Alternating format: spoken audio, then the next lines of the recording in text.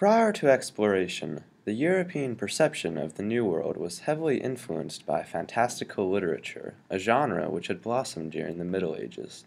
People believed that gold and precious stones, supernatural creatures, and other fantastical things could be found outside of Europe. This make-believe image of land beyond the horizon had fully permeated the European culture by the time government funding made exploration ventures a reality. Some explorers were motivated in part by their curiosity about the true nature of lands outside of Europe.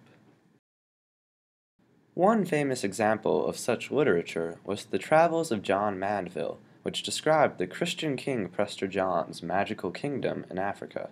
The land was supposedly filled with strange creatures, extraordinary wealth, and marvels like the Fountain of Youth and the Gates of Alexander. Amongst other things, Mandeville described how this Prester John hath under him many kings and many isles and many diverse folk of diverse conditions. And this land is full good and rich. Men find all manner of things that is need to man, cloths of gold, of silk, of spicery, and all manner. None the less, men dread the long way and the great perils of the sea in those parts.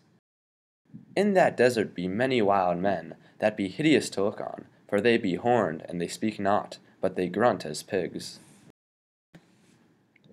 Although imagination and human curiosity played a role in encouraging exploration, travel to the New World was extremely expensive and therefore reliant upon government or entrepreneurial funding. As a result, most ventures were focused on financial profit or securing economic advantage.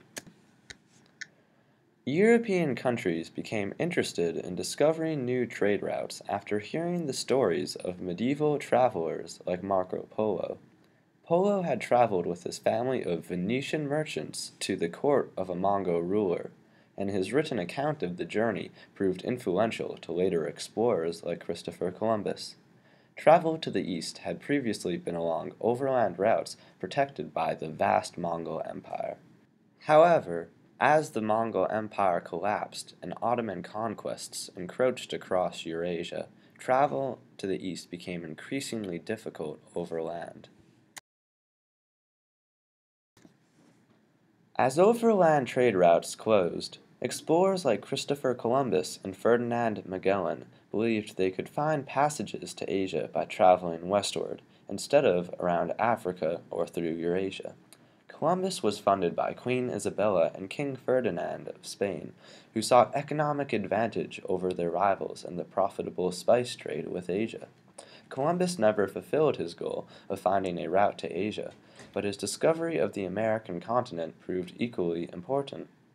Ferdinand Magellan received funding for his ventures from Charles V, with a similar goal of finding trade routes to the spice market, and his crew ultimately did succeed at circumnavigating the globe. Historians today consider financial incentive to have been the driving force behind exploration, but the 15th century cultural view of exploration was often focused on the religious and missionary aspects. Even Christopher Columbus considered spreading the Christian religion to be his life's most important accomplishment. Prince Henry the Navigator, an early Portuguese explorer, exemplified the duality between economic and religious motives. Expeditions he managed for Portugal had aims to discover an African trade route that bypassed the Sahara Desert, while his contemporaries also talked of his great desire to make increase in the faith of our Lord Jesus Christ, and to bring him all the souls that should be saved. Spanish conquistadors were similarly motivated by three aims: gold, God, and glory. Their expeditions to the New World were fueled by a nearly obsessive desire for gold, and the opportunity to spread Christ's gospel to the heathen lands. One conquistador described how he aimed to serve God and His Majesty, to give light to those who were in darkness, and to grow rich, as all men desire to do. Both the social prestige and wealth acquired through exploration were heavily enticing for prospective conquistadors.